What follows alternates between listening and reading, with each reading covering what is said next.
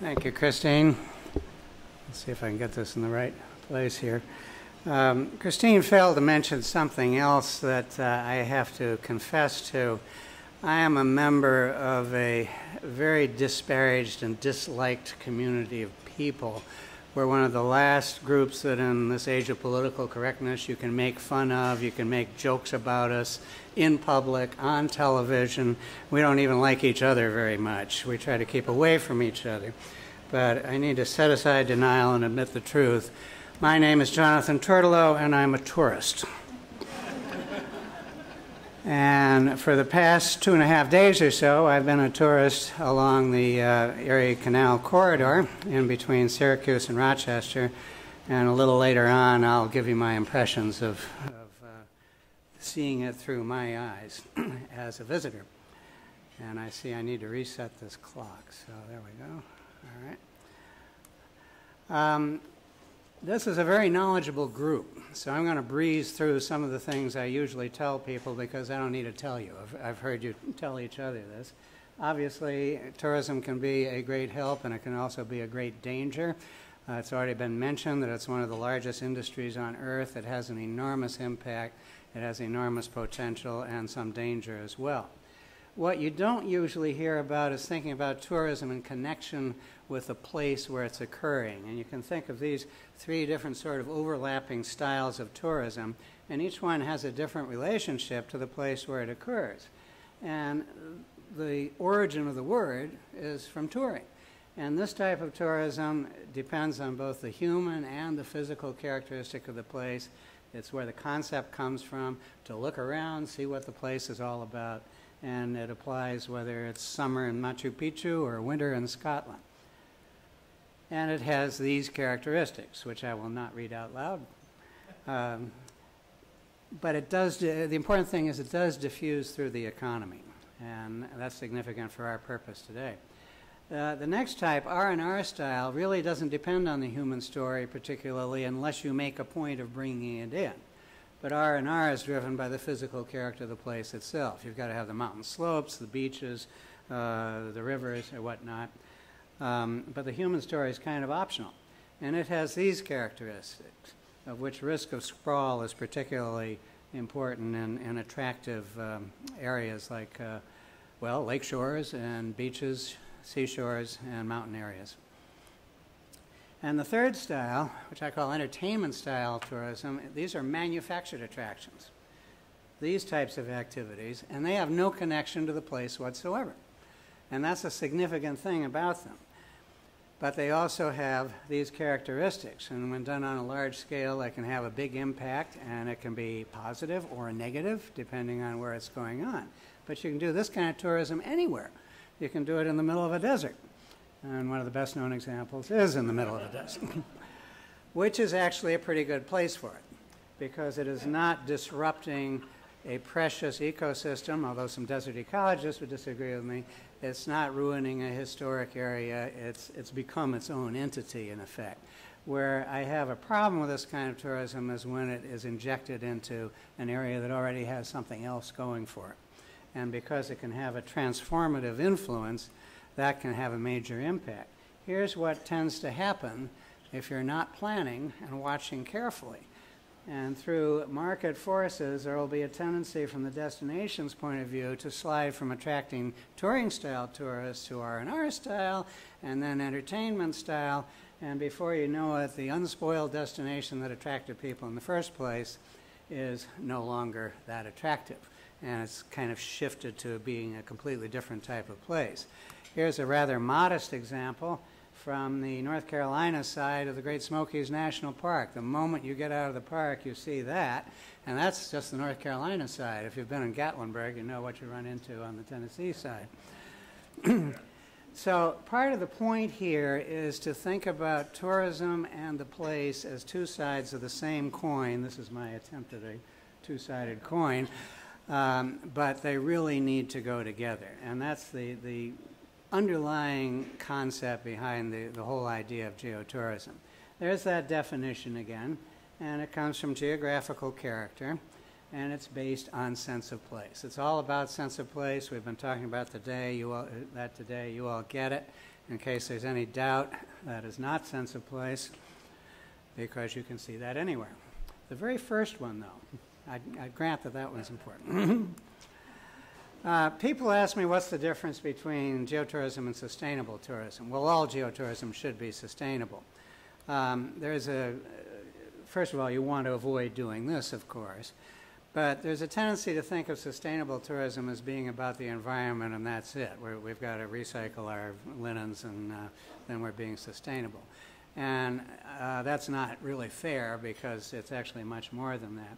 But we don't want to do any harm to the environment.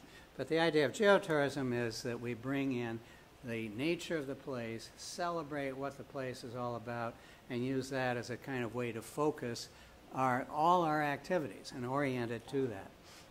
That little bit that sticks out, that's for those manufactured attractions because they have a big environmental footprint and they need to watch out for their environmental impact on a global scale. And then what's the difference from ecotourism? Well, the concept owes ecotourism for the idea because this was a genius concept that came in the early 80s, and it was simply manage tourism in such a way that you create an incentive to protect the nature the tourists are coming to see. It's a great idea. It's not as easy to do as you might think, but it's still a great idea, particularly if you look at the alternatives. But it was too easy to put in a niche. We'll do ecotourism over there, and then God knows what happens with the rest of the place. So geotourism takes that concept and expands it to incorporate all these different types of place-based tourism, all of which are connected with each other when you begin to look at it, including the oldest tourism of all, sightseeing. You got to have a sight to see. And nobody's going to go to look at that McDonald's or the Arby's because they got that at home. And this way, you've got a broader place to stand, particularly those of you who are in government and politics, and if you're trying to get a new business started, is to say, look, this is based on our place, everything that's special to our location. And that gives you a stronger and wider platform to stand on. And this concept has been catching on various places around the world, and I was particularly happy when all the Latin American tourism ministers endorsed it as the preferred form of tourism for development in the Western Hemisphere. Hard to beat that. So, what is geographical character?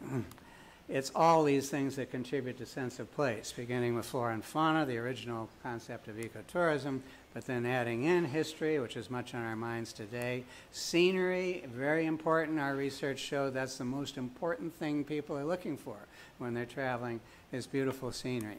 Archaeology, part of the past as well. Geology, part of the deepest past.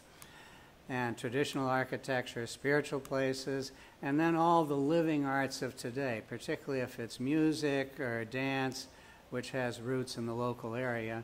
And then our other theme for today, of course, is cuisine and food, and local crafts, and arts. And all of these things are the sorts of things that add texture to the travel experience. If you're a general purpose tourist roaming around an area, you might be interested in all these different things. And I think we have a slight danger when we start saying, that's an eco-tourist and that's a heritage tourist. Well, what if they're married to each other? And they want to see both those things, probably. And then they want to have a nice meal, and that's one of our big opportunities. So who spends the money on this? And we did this survey with TIA, which is now USTA, that's U.S. Travel Association. This study really needs to be updated, but nobody's done anything like it since, and it's probably still pretty accurate. This is when the definition was first introduced. And I'll go through this very quickly, but when we crunch the numbers, these are all the people representing every corner of American society that travels. And TIA set that bar really low. Basically, if you got out of bed in the morning, you were a traveler. And what we found was that these four are the ones that really make a difference from the destination's point of view. They travel most often, they have the money, and they make an economic difference. And of those top four, three, plus the traditionalists who tend to be older and not quite so affluent, fit the geotourism profile. meaning they were interested in nature and in culture. They wanted to be good tourists. They were sensitive to sustainability. They didn't necessarily know how to do it. Some of them did. And then this gives you an idea of the demographics at that point. That's frequency of travel, household income at the time we did this study, which was over 10 years ago. But it's a good market. You can run an economy on this. And one thing we didn't do was ask, well, how much did you spend on your last trip? But they did ask that in Montana. And I was very happy to see the results. Sure enough, the more geotouristic the attitudes of the traveler, the better they were for the economy. Here's a few sample comments from National Geographic Traveler readers, who, as you might expect, would fit that profile pretty well. And this will bring us now to the well-being of local residents, which is the other reason we're all in the room here today. There needs to be economic benefit, whether it's through craftsmanship, like this broom maker in North Carolina, or this is a soapstone carver on Baffin Island in Canada. And in addition, businesses can help the community as well. When tourism helps businesses come into being, this is a little cafe attached to a farm in Fernie, British Columbia. The farmer told me that he actually makes most of his money through the cafe, and because it's in the Rockies, they get about 80% of their business from tourists and 20% from locals. If the tourists went away, there would be no cafe there. I personally kind of favor about a 50-50 mix. That way you've got a good mix of authenticity, a good travel experience for visitors, and a dual source of income for the entrepreneur. So this is the idea. It looks so easy, but of course any one of those arrows can break down. If the money isn't staying with the community, it doesn't create that incentive. If the benefits are too selective, there's one guy getting all the money but nobody else, then it doesn't work that well. Or sometimes the community benefits and doesn't know it. All their taxes are lower because of the bed tax, but nobody pointed that out. And I noticed that in Whitefish, Montana, they do point that out. Right on your tax bill, it says this is how much more you would pay if it weren't for the bed tax. I think it's a good idea. I don't think that's the only thing you should use bed taxes for, but it's a good start. So what we recommend is kind of these 4 activities focused on what you can call your geotourism assets, which is anything that fits any of those descriptions I just threw up. And they should really go on all the time, but there's a kind of logical firing order when you get started. And you've already done some of this just in creating the National Heritage Corridor. So you're standing on a lot of good work already. But what is important, and I think is still a bit of a challenge in this area, is getting this collaboration going on a corridor-wide basis. It's obviously going quite well in various places, but this is where my perspective as an outsider coming in begins to see some gaps. These are the geotourism principles you see in the charter. We won't have time to go through all those today, but I'll talk about 2 or 3 of them as I go forward. And then I have one last boring chart I want to show you.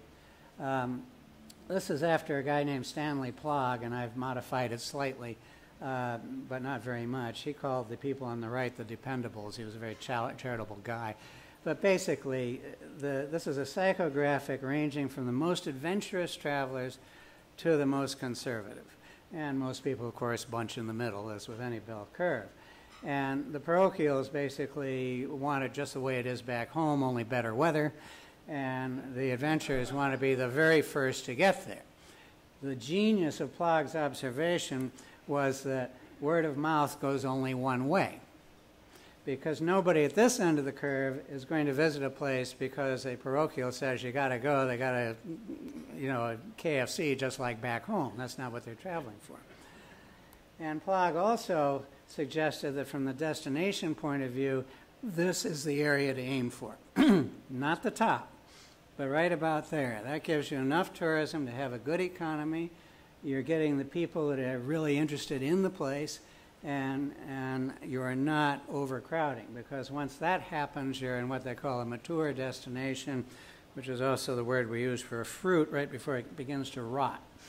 And that has, in fact, happened to some destinations. In fact, I think it's happened to Atlantic City 2 or 3 times now.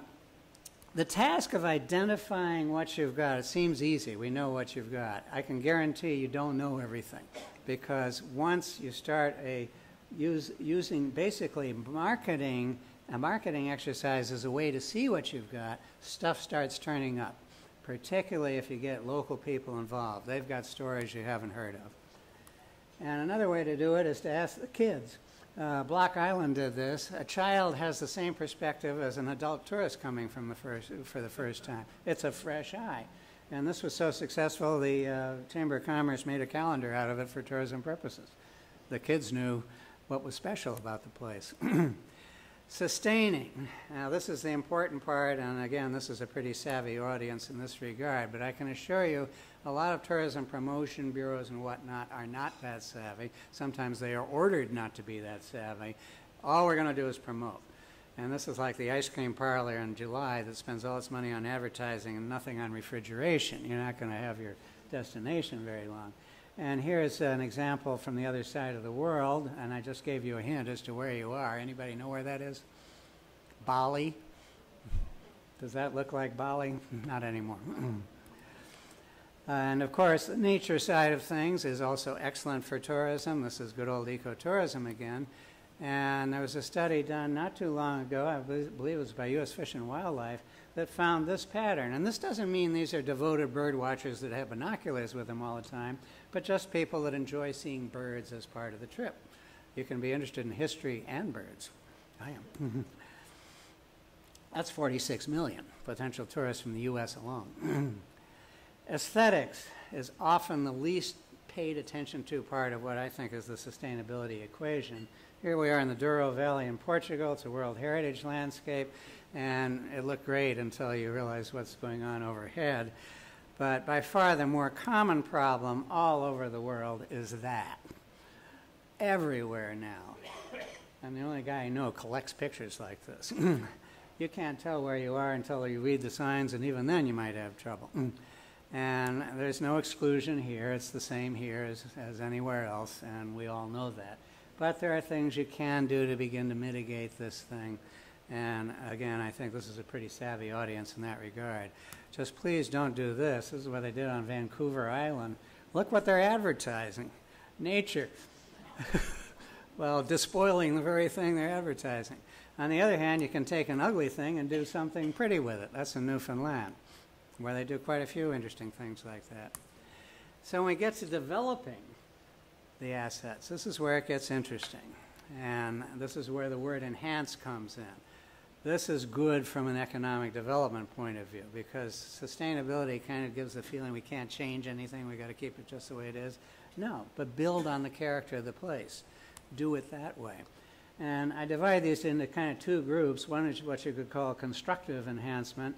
This is the Monterey Bay Aquarium in California, one of the big successful aquariums, of course, partly because it was one of the first to highlight its own sea life rather than a lot of exotic stuff from the South Seas.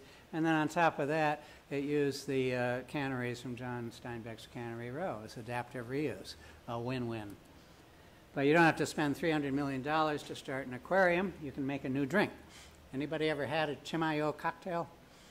This is, again, a new creation based on local assets. Chimayo is a little town north of Santa Fe in New Mexico. Tequila is big in New Mexico.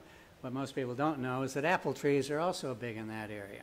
And some genius came up with this cocktail, mixing apple juice, some secret ingredients, and tequila. And it got the attention of Eric Feldman, who was writing for Wall Street Journal. He wrote it up and says it's the best tequila drink since the margarita. Now people go to Chimayo just to have that cocktail. I've done it 3 times. That costs $3. And then restorative, which is certainly part of our theme here today, which is to save what might otherwise disappear. The Maine Windjammer fleet, I think, has been a great example of that. They were all disappearing until someone realized, I know people who would pay to go for rides on this. And here's one from Switzerland that's on target for here. This is a biosphere reserve. There's a restaurant, and they make a big point of making food part of the experience there. Gastronomic partner in the Biosphere Reserve. There's their menu. And here's my guide having dinner with me. And his dinner there depends on spelt noodles made by this guy.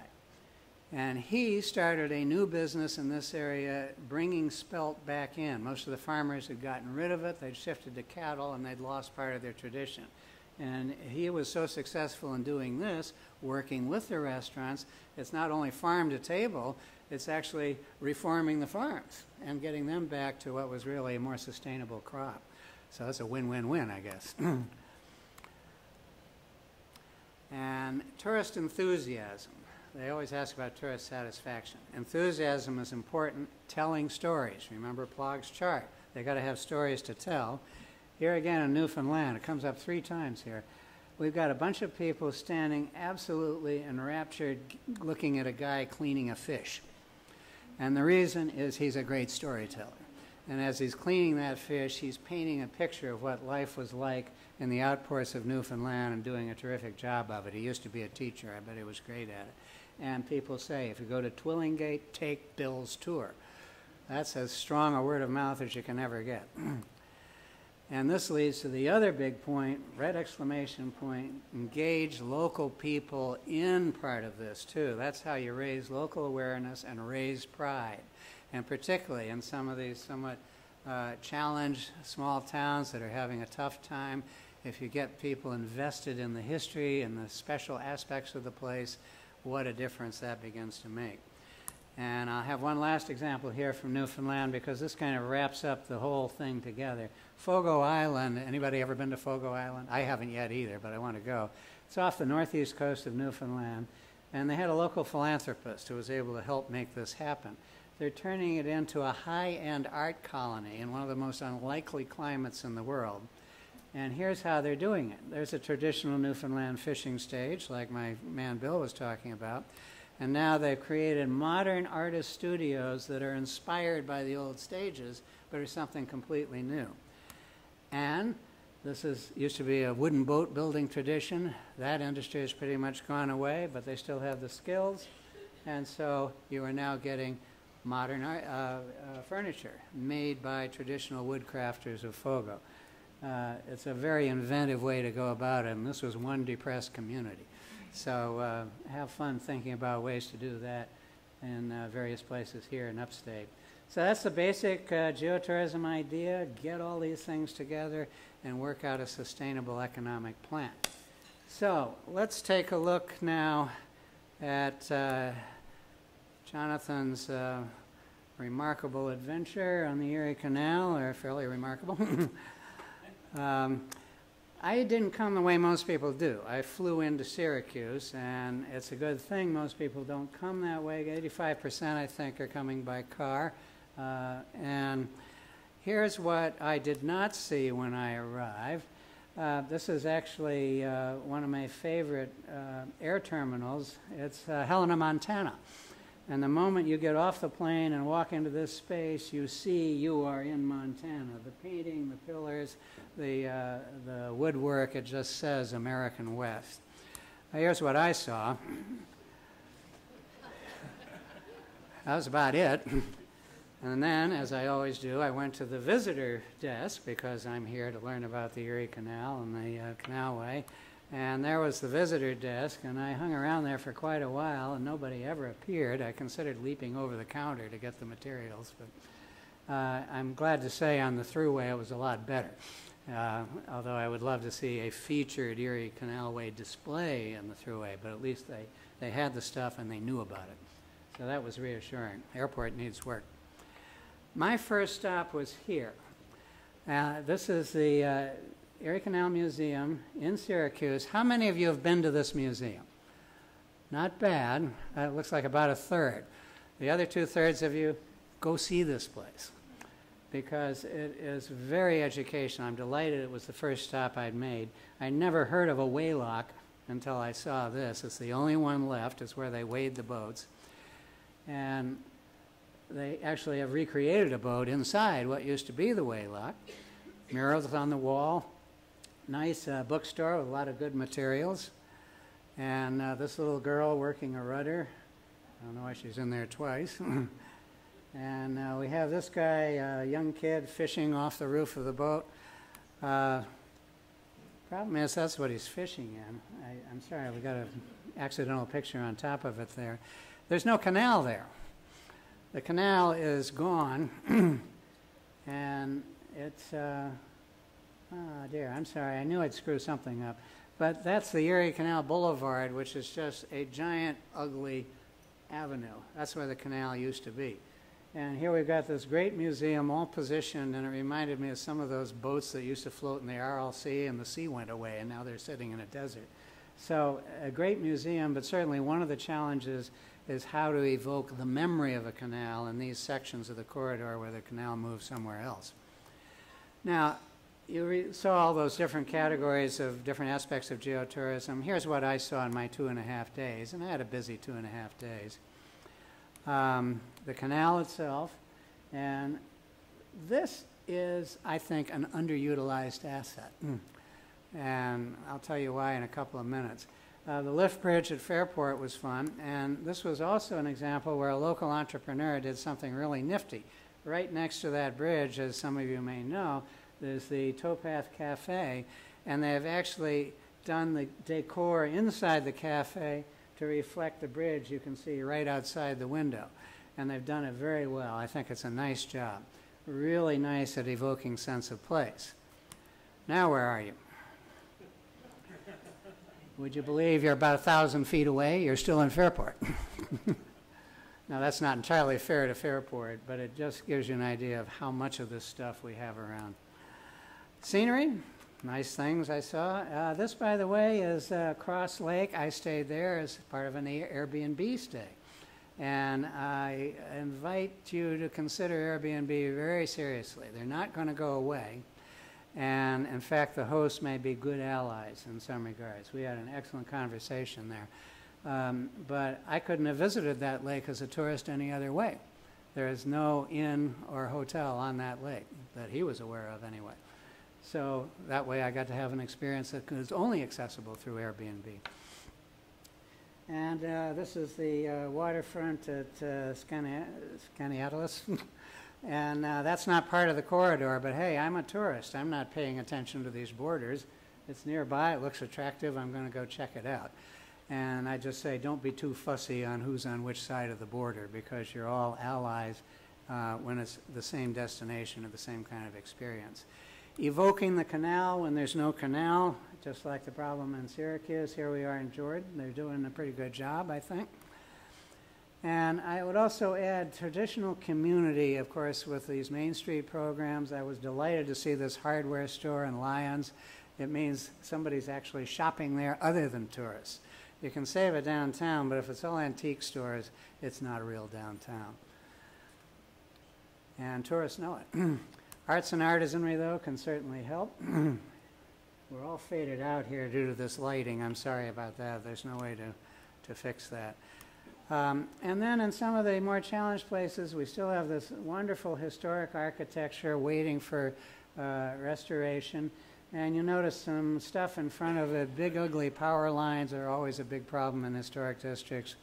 It's expensive as anything to bury them, but if there's any way to root them or something, that's certainly part of a lift up. And Weedsport is among those towns that has another problem, which is thundering truck traffic from truckers trying to avoid the tolls on the thruway. Free interstates don't generate this difficulty. I don't know what you're going to do about it, but there it is.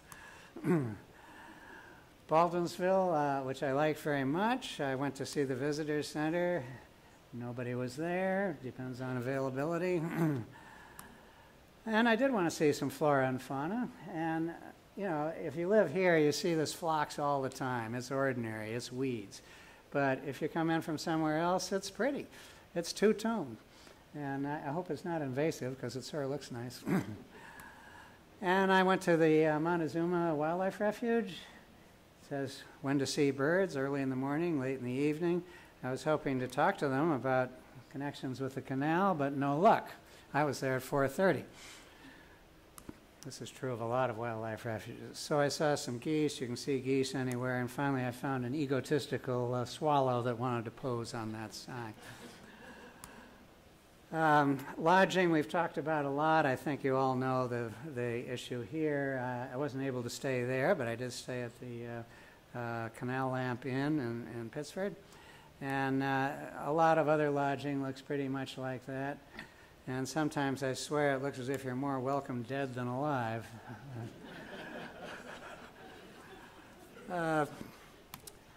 Okay, food. Let me back up one. This is the only picture I could get in from Ithaca. That's at Moosewood. And I wanted to make a point of having a Moosewood dish because we've got the cookbooks. But what I was not finding, and I'm so glad Laura brought this up, there's a lot of awareness of food, plenty of awareness of wine. It's all over the place. But food that tells stories, not so much. Unique food to the area I could hardly find anywhere. Syracuse salt potatoes, Utica greens, these unique foods that can be tied to this area are not easy to find, and I was looking for them. I found people who said, well, if you go to such and such a restaurant, such and such a time, they might have that dish. So I think there's opportunity there, and anytime you've got that, then there's a story to tell about how it became that way. I think one of the most wasted spaces in tourism is the back of a menu. That's where some of the stories can be told. And my first meal was this lunch right in Syracuse, and there's nothing particularly special about the lunch, but I asked the waitress this question. And I did not expect the answer I got. This was a young waitress in blonde dregs and in various piercings in odd places, and she knew all about food. And she said, well, if you want this dish, you have to go here, and this one here. She gave me this whole list. That waitress should be part of the tourism program here. And people like that because they're a terrific asset and they're absolutely sincere. And I have another question. This came up for the Lakes to Locks passage, and I'm curious as to whether it's a problem in this area too. And that is that the restaurants may be okay, but the help goes away in August because a lot of them are students going back to school. And you got a lot more universities here. I don't know whether that ameliorates the problem, but if any of you have solutions to that, I would like to hear about them. I wasn't aware that it was that difficult. This is a lady in Honduras who's a great example of food telling stories. She presents food the way the ancient Maya prepared it, on plates the way the ancient Maya fired them in their ovens, and even the dye on the wall is modeled on the dyes of the classical Maya tombs. So she's got 3 stories going on, and she's making money. It's a successful enterprise. Last bit here, let's take a look at the Erie Canal. Is it a destination? Finger Lakes is. Everybody recognizes Finger Lakes in the Northeast. It's a recognizable brand, and it's a place you go and stay for a while. My trip was kind of curious because I was there for a day longer than a drive-through tourist and probably 4 days shorter than a Finger Lakes tourist. And what you want, in part, is to get more drive-through tourists to stay an extra day or two, because the overnight tourist is worth 3 or 4 times economically what a day tripper is. So what we have here is what you could call a linear destination, which is kind of oxymoronic. But what it is a travel experience. If you're going from one end of this to the other, and historically we kind of tend to think in terms of going west, but of course it works the other way. This is what I, as a travel journalist, could write about. And that, I think, is this big untapped potential, which the establishment of the corridor is certainly the first step toward. And this can be experienced in various ways. The most common one, of course, is by road, the way I did it. But I got to tell you, driving Route 31 and going through these towns, I was frustrated because I couldn't really pick up the theme until I got to various places. And I definitely wanted wayfinding signs. And at first I thought, well, this must be it, the Canal Trail, right? No motorized vehicles. Now that's a great trail for other purposes, but it didn't do those of us exploring by car any good, and that's most of us. And so I would love to see something like this. If you like this design, I want credit. But I'd like to see that along the roads that tells me I am on the route, and then when something interesting comes up, you'd see an arrow pointing to it, and I would then have that alone would help knit this together for me as a motorized tourist. Next way, of course, is the canal itself. And these boats, I talked with the manager there at Mid-Lakes Navigation, and she said a lot of their clients are people that took canal trips in England and France. and then came back to discover they could do it here and wanted to experience what it was like there. Well, until a couple of weeks ago, I knew about those canal trips in England and France. I didn't know you could do this on the Erie Canal, and I'm a travel writer. So imagine the potential here. They've got 11 boats, and how long's the canal? I know there's other companies, but nevertheless, I think a great opportunity, and this in turn is going to generate more income for any downtown that's near the canal. The other one is bike trails. That's almost done. I understand there's about 20% left to fill in. When that's filled in, it's going to be terrific. And they're even better than the boaters because they got to sleep somewhere. The boaters already have their place. There's also a question of what to do in winter. And after all, there is a canal path, and you can do cross-country skiing on that, or snowshoeing, maybe snowmobiling. That has pluses and minuses, but something to think about to develop more of a winter tourism activity. There is end-to-end Nordic skiing in Vermont. Why not along the canal? And then ask the tourist what they think. These two people, this is a couple from New Hampshire. They were in Jordan. They're 62. They found out about the trail through that book she's holding. And she said, hey, we're baby boomers. There's a lot of us coming along. We're into health. We want to be able to bicycle. And they would love to see a completed canal. And they are going to have money to spend on restaurants and lodging. So I would make those last 20% a real priority. The other thing that's missing is for me as a tourist to feel that I'm part of a kind of integrated thing. This helps a lot. But this leaves out lodging and food, and also some other things. And so that side of the tourism experience, and every tourist has to eat, drink, and sleep. There's a great opportunity, I think, to pair this with the flip side of it, but do it in a way that's integrating the entire canal. And of course, as you may have gathered, I'd love to see better information services, so when I go to the information booth, there's somebody there. Hannah asked me for an example that I thought did pretty well, and you only have to drive up I-81 to see one of them. We did a survey a few years ago of historic destinations around the world. Of 109, the Rideau Canal came in number 2. And it is part of, or overlaps with, the Frontenac Arch Biosphere Reserve, which is a signatory to the Geotourism Charter. And between the two of them, they're doing a very good job. The Frontenac Arch has an extensive online site, and this is what they call the local Flavours guide. It's also available as a brochure. And it's not just everything. They actually have to be a local flavor and pass a certain criterion to be listed on this. And they're doing a very good job up there, and I recommend going up and getting a sense of how they're doing it. So this brings us to the last part here, which is marketing what you've got.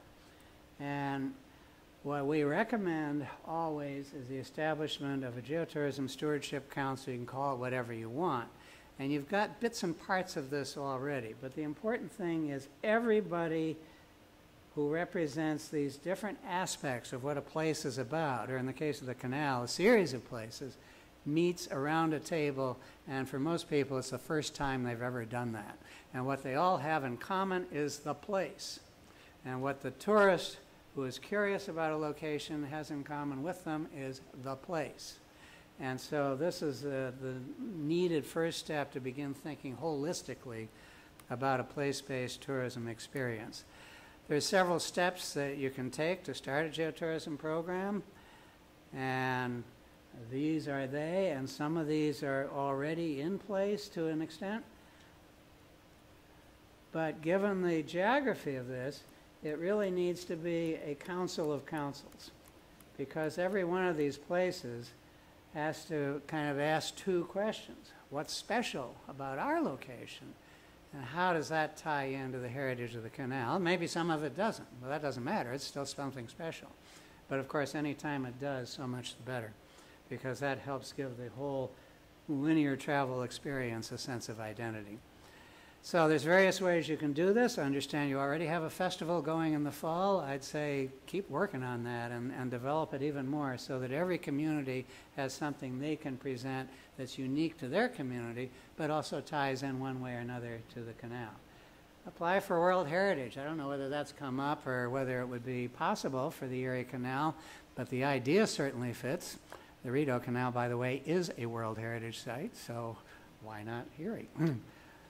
You probably got a better claim on it from a point of view of history.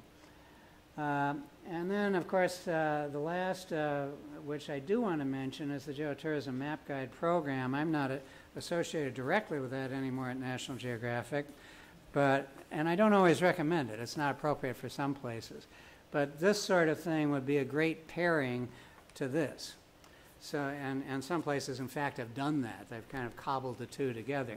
And that way you can see the highlights associated with the canal, and then authentic types of, this is actually Greater Yellowstone, but if you want to take a look at what these maps looks like, here it is up here. But the important thing about it is whatever you do, it has to have a deadline or else nothing happens. And this is the festival they're doing around Lake Tahoe. They call it the Geotourism Expo. And here's another thing you can do. This is Geotourism Magazine, which ran for several years in Montreal. And this was kind of a social enterprise compatible, what you could call corporate social responsibility exercise that complements the local tourism office. It didn't work for some reasons unique to Montreal, but it did run for 5 years. And it's another way it was very largely volunteer done and online as well. And then here's the geographic map guides. Excuse me. This was an interesting one because it involved Montana, Alberta, and BC, so they had several sub-councils within the overall council, but it raised public awareness of what they call that crown of the continent area. And there have been a couple of studies showing that everybody had a better sense of their place and of marketing it after this exercise, partly because local people are invited to participate. In this case, it was Vermont's Northeast Kingdom. And what I still haven't seen to my satisfaction, but this picks up on the social media thing. Of course, more and more information is coming through our cell phones, but I don't think we're tapping into the potential to get feedback from visitors and ask them specifically, what do you think about this? Not, are you having a good time? Yeah, they're all going to say they're having a good time. But how did you think our town looked? Are you getting enough local food? Do you understand the canal history? What can we do better? And start getting some feedback that way so that we're not just giving them a data dump of what the place is about, but getting feedback back on how we can improve it. So there's the geotourism test for any place. And I'll end it up there. If you want to know more about geotourism, you can go to that website right there. Thanks very much.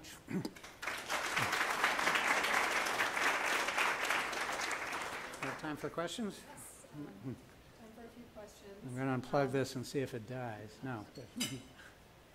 So I'm actually going to start with a question of my own before opening it up. A few weeks ago, Jonathan and Hannah and I did a call, and Jonathan said the places that are most likely to set a good example in geotourism are the places who haven't yet spruced things up and have the opportunity to do it right based on best practices.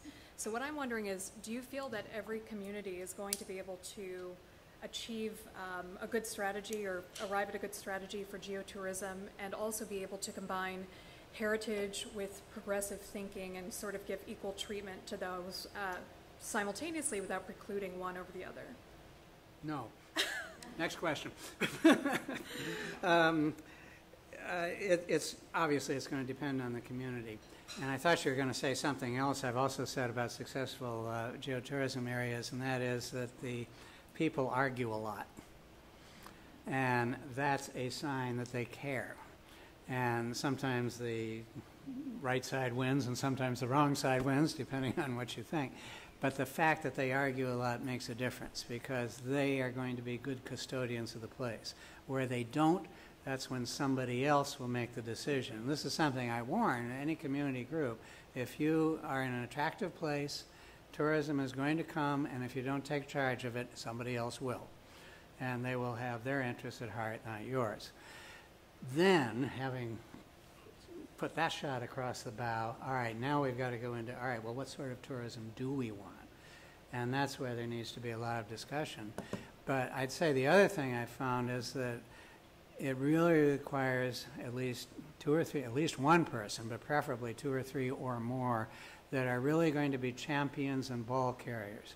It doesn't really matter what job they're in, but they have to care.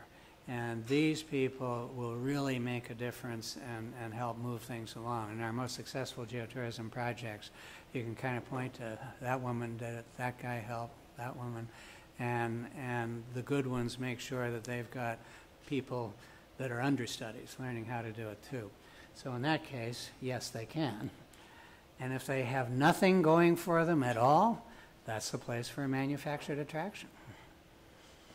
All right, we'll open it up. Question? So as the Canadian in the group, Hannah has a microphone. Yep. me again, Canadian again. The Canadian in the group, the potential tourist here, I'm not a fan of QR codes, but there's a lot of people that are. And I tell you, the impediment is the roaming charges for my phone. And I've made the mistake of leaving it on one day, and it cost me $42, so I don't do that anymore. So there's an impediment to tourism if you want to expand more knowledge on an area. You have to give alternate, a website source, and I get back to my hotel room where I've got Wi-Fi, I can do some follow-up. Yeah. But right there on the spot, unless there's Wi-Fi, it's not going to appeal to me. Well, I wouldn't say QR codes are a geotourism issue, but I'm with you there, and I have also learned what to do about it. And that is you turn off data roaming until you want to read the QR code. You turn it on and then turn it off again right after that. And that keeps the bill under control. But it also requires, you know, if you're in this country, calling up Verizon and having a day-long fight with them. And I've done that too.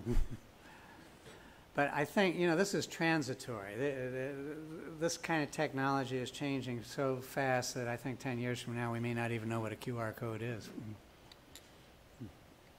I think it's on its way out. That's my prediction. Have you seen any communities use a successful strategy of engaging the locals as storytellers? We always hear the story about the taxi cab driver from the airport to the location that trashes the place before they get there. There are places that do that, and some are more organized than others. I can't pull a name right off the top of my head, but I do know that I've run into various communities. In fact, I think a couple might be in Canada that have storytelling programs. And actually, I can think of one in the U.S. Gettysburg had one for a while. And they're actually roaming the streets and are ready to tell you a story about the history of the battle there. I think it's a very good thing to do. I think the importance of guides is hugely underrated, and the best guides are great storytellers, just like that guy in Newfoundland. So yes, yes, and yes. And there's no reason to get hold of the cabbies and say, hey, we got an idea for you, and give them a little incentive or something. Particularly with Uber. What can they do that Uber can't? They can do this. Jonathan, Yeah. Oh, okay. so much of local public policy is driven by the parochials on Dr. Plog's chart, and so much of the customer base that we'd like to see is on the other end of the chart, and the elected officials never see them, and of course they don't vote. You've laid out a strategy to put us in charge of trying to turn that around, but are there any shortcuts? That look like a lot of work. Boy, I wish there were. There's no shortcuts, of course. And what we're kind of dealing with is a long-term versus short-term thing. And the guy that has to get elected in a year, the guy who has to do the corporate report in a quarter, they're thinking short-term, they've got to. So, and sometimes they may be sympathetic, but they still can't go that direction if they want to keep their jobs. But what we can stand on is that this is a better long-term strategy. And when you focus on what's unique about the place, that can't be undersold. And what you see in so much tourism now, and certainly at the top of the bell curve and in a lot of the resort areas, is we're going to do just what they did down the coast or in the next mountain over, and then somebody comes along and says, well, we can do that cheaper. And these people are not there for the place. They're there to have the ski run or the beach to lie on, so they go where it's cheaper. But if you're focusing on unique things to your own place, then you've got a much better market lock. It still doesn't solve the short-term problem, but it gives these people a place to stand, and most importantly, it gives the citizenry a place to stand because they're not short-term. We're going to be living here 5 years from now, and what's it going to look like?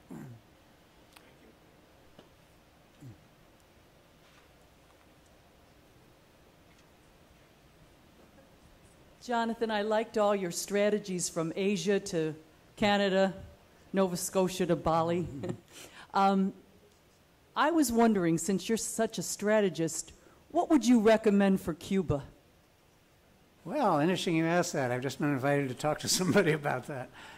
I don't know Cuba that well, at least not yet.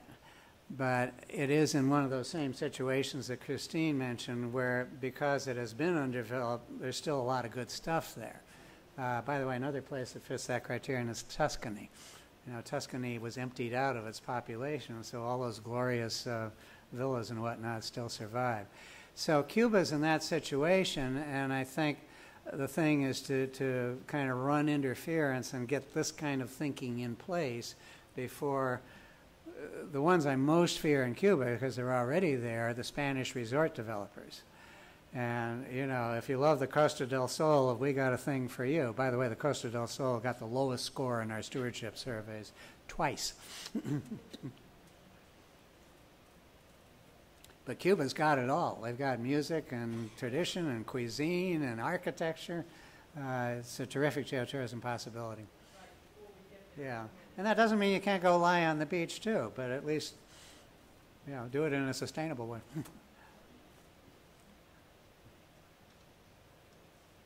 Question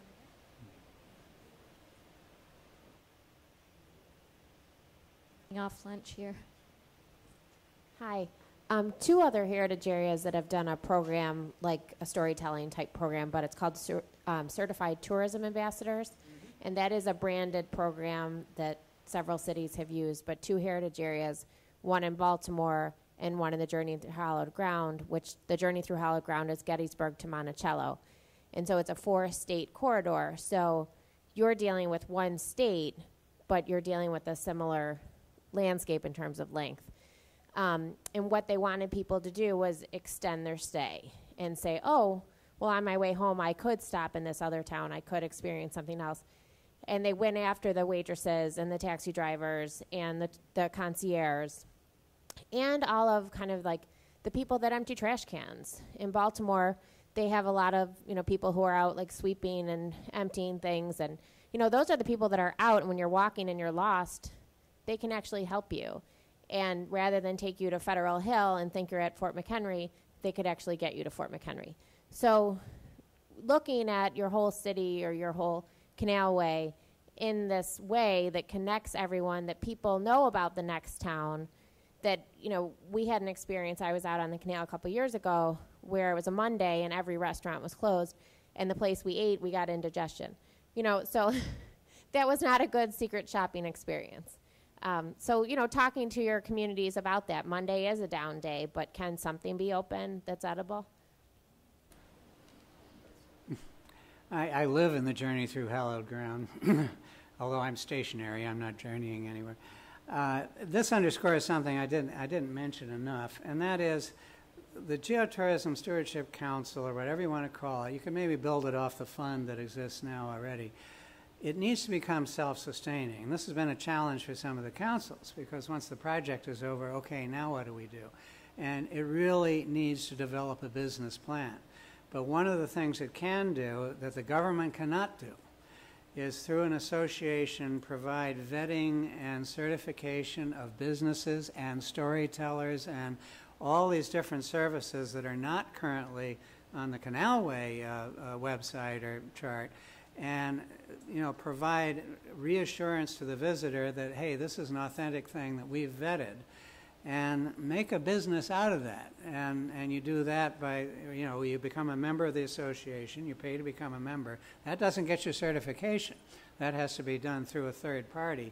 But that way you begin to see on decals on windows and in various places, this is a Canalway certified restaurant, hotel, whatever it is, or storyteller guide. And Baltimore did a program like that, Did they? taking off of something that Gettysburg did that they called it Authentic Baltimore. But it did get a little bit corrupted, and because then the city was like, oh, well, we feel bad we didn't call this place authentic. But if it is separate, a nonprofit or something else that can say it really is authentic and make it a It should fun really experience. be the classic public-private partnership. But with NGOs participating too, because it's the preservation societies, the ecological groups that are making sure it's responsible. So it all works together, or we hope it will. I didn't say it'd be easy. But look at the alternative. The Gulf to Gulf guide that you go from the Gulf of Mexico all the way through the Erie Canal and come back. And a friend of mine who knows I'm involved said, that's it. That has the best of what you're looking for of any of them. I forgot to mention the boater I met. He and his wife had a cabin cruiser. They were coming through the lock in Baldwinsville, and I talked to them. And they were coming up from Delaware. They spend the summer in Seneca Lake, I think. And he said, yeah, we just spent $100 on the restaurant there last night, and she added and bought $200 worth of diesel. And so that's a nice economic contribution to Baldwinsville, and they didn't even sleep there, at least not in a lodging. But when I looked at that canal on my trip, it's empty in most places. And there's just a lot more opportunity there, I think. Unless you all know something I don't know. I would have loved to have gotten out on it at one point. If I might ask another one, the Erie Canalway Commission has caused the erection of signs telling people they're in the Erie Canalway corridor. The state of New York has done a terrific Path Through History program of signage. None of that ended up being noticed by you and conveyed to us. Did we miss you? I was looking for it. I saw the signs for the locks, and I like that blue and yellow color scheme. That's why I did it for the diagram I suggested.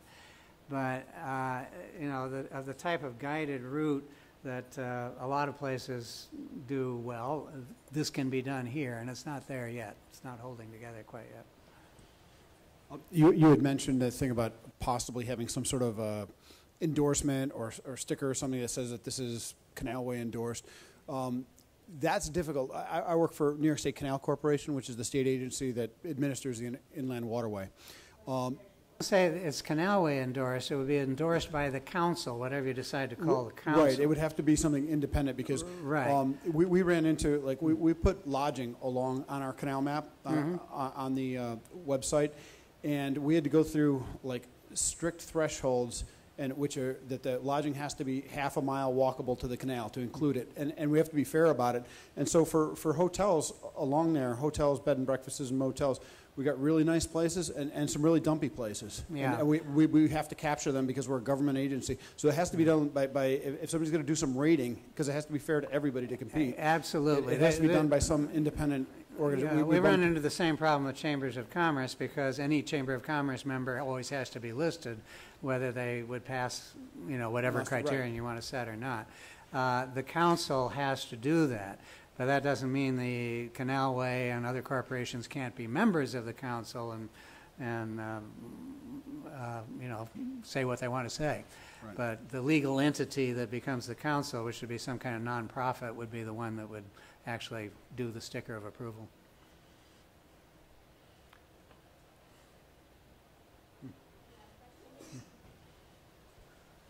I just have a comment that sometimes those that live within the community need to be educated about what's available. So we've actually had a daily session with people that work in that field that might run into tourists, and expose them to and providing them information that they could provide to our visitors so that they would be educated and be able to share that. And I think they even had a tour bus that took them around to those sites. That's terrific. Where was this? Oswego County. Uh-huh. I like that very much. Because getting local people to learn about how all this works is one of the big challenges. And it reminds me of a woman at a conference I was at in Maui, and she said to the conference, "I've lived on this island all my life, and I had no idea what was here until I took a guiding course." And that comment could have been made anywhere. Everybody ready for a siesta? Thank you all for being so engaged. This is great. I think we're going to slide. We're not going to give you any break. We're going to slide right into the next session, but feel free to independently take your break, and we're going to get set up for the next session. And thanks for sticking with us. Say a great thank you to Christine and Jonathan.